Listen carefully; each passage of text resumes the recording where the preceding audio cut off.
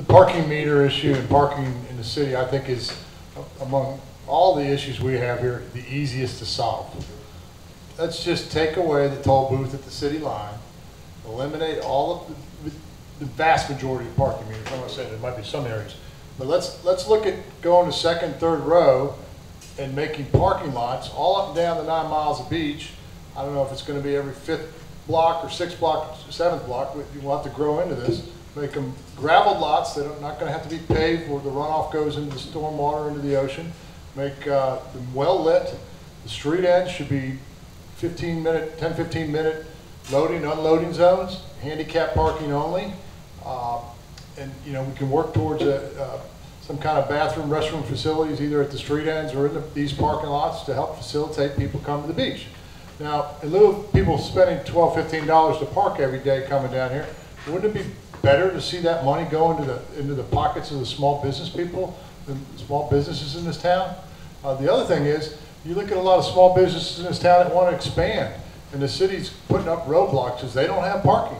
These parking lots along the city could help alleviate that restriction for the small businesses. I don't think they should be there for, you know, a big condo complex going in or anything like that, but let's just get that issue out of the way. That's an easy one, no brainer. I mean, we spent $32 million advertising for tourism. We can sure as heck buy a few parking lots and get that out of the way.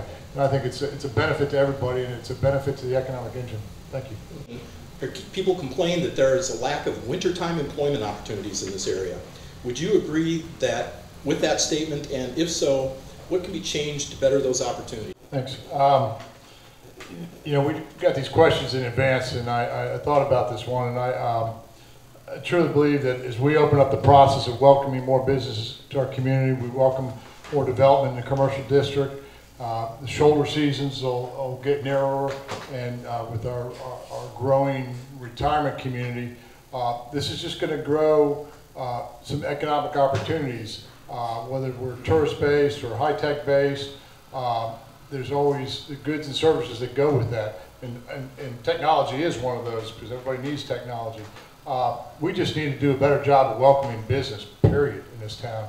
And until we do that, I don't know what sector is going to be better or worse. I mean, I think everybody would welcome a high-tech sector here, but it's the process that we got to fix first before all that grows to get this economic engine going.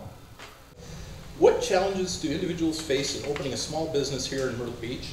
And is there anything that could be done to encourage individuals to start businesses in the city? The challenges are too many. We need to remove the selective and subjective approval processes, the overreaching taxes and fees for these small businesses. You know, look up and down the beach. I mean, why is a successful franchise like Chick-fil-A, why did they close down? Why are we flourishing with Dollar General stores and beachwear stores? It's the process. We need to change the process here so businesses will want to come here, okay? Government does not start business. Government should be there for public safety and property rights, okay? If you get the businesses going and the economic engine going, you know, with reasonable taxes and fees, not the ones we have, that will generate enough revenue to run our government. Government shouldn't be creating the businesses. They shouldn't be in competition with the businesses.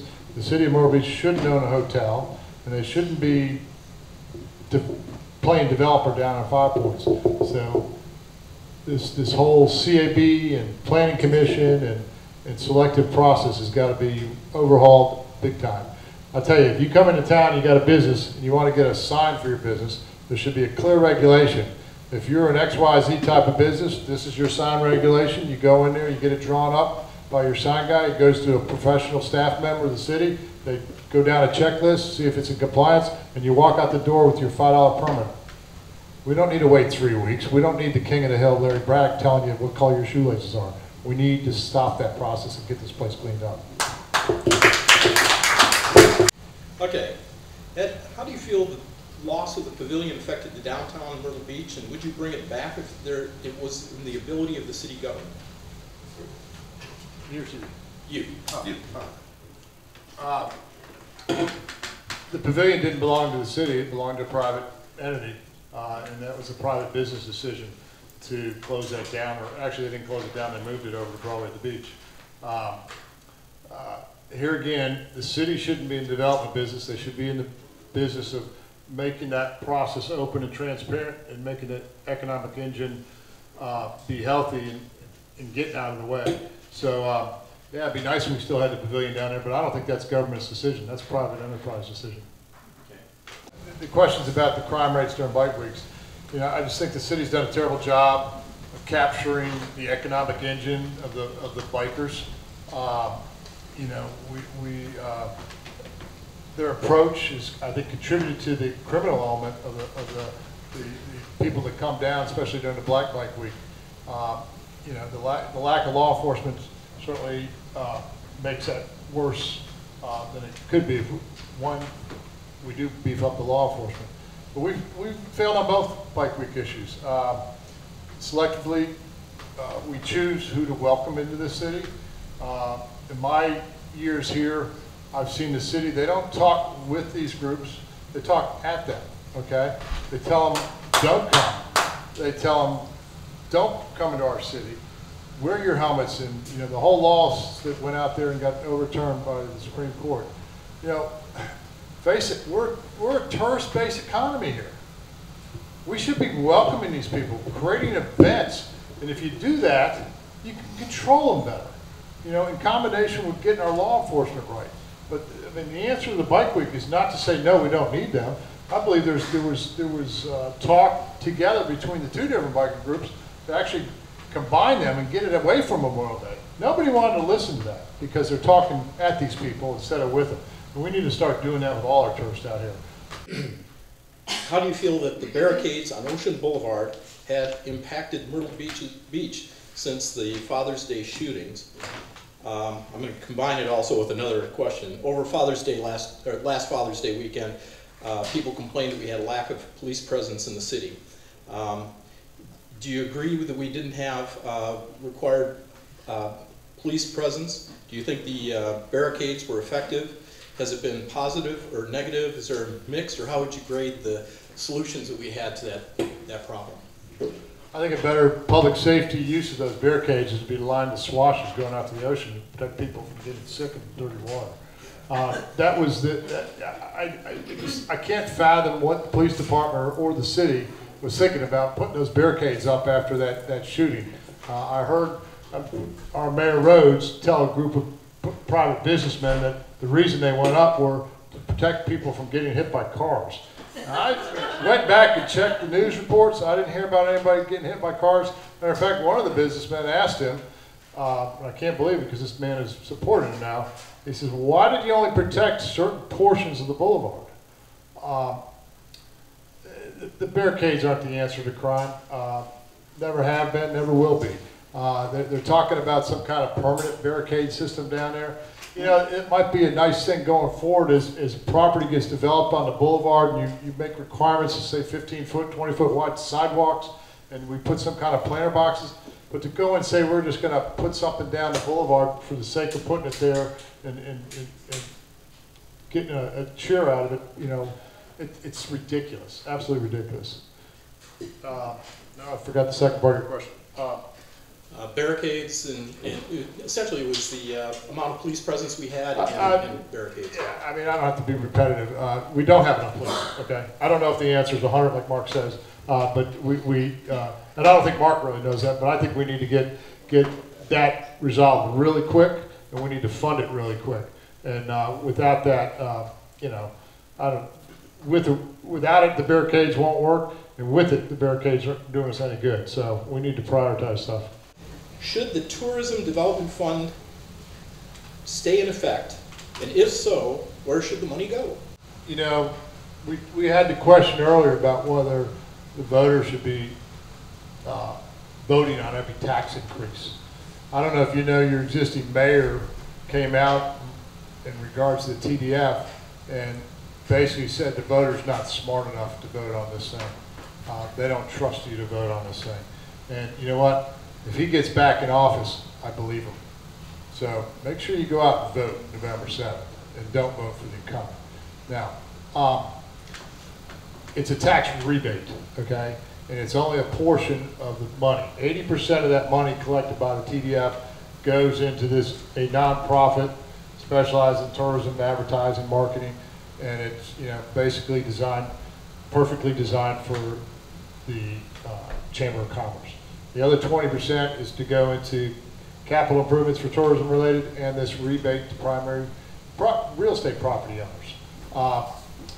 It has a lot of flaws, okay? First of all, I don't believe the city should be advertising for private industries. The recession is over. We don't need to be spending $32 million on a slush fund for the marketing businesses to TV stations. And contrary to what the TV stations are saying, let me rephrase that. What they're really saying is working for them and it's working for their corporate offices up in New York. The TDF tax doesn't work for you, okay? It works for, it does give you a rebate on some real estate taxes. I think there's a way that this thing could be reworked. If that's what the voter wants, their rebate on real estate taxes and have tourists pay for that. But God, let's not pay $32 million on advertising for private businesses. That money could be used better in law enforcement. But what I'm going to do is I'm going to zero-based budget. We're going to get the priorities. Now, as Mark said, they've already got this thing teed up. The extension is going to be voted in by a supermajority of the existing council. I'm looking for an answer. The original had a 2-year delay that they could rescind it. And that was probably because the chamber put all that money up front to get it going. I'm not sure how that's really applicable right now, and that's gone. But so a new council, I would hope, could threaten to rescind this thing. And with that, if it's there, is a negotiating power to get the state legislatures sitting at the table to redirect this money to where we need it. And we need to change the council, and we need 4 votes to do that. It's not just the mayor. It's all the council members up there too. So don't get hung up on this tax rebate because I personally get $500 a year on my property, okay? But over 10 years, it's $5,000. Over the last 10 years, my property's gone down about $50,000. So it's not a win-win for you. So look at it that way. Is it fair? Is it fair for me to get $500 a year and a house up in the dunes gets $22,000 a year? No. Okay, so let's not get all hung up on this stuff. A new council is going to raise your taxes 400% because it's not raising taxes at all. It's a rebate. So let's get over that.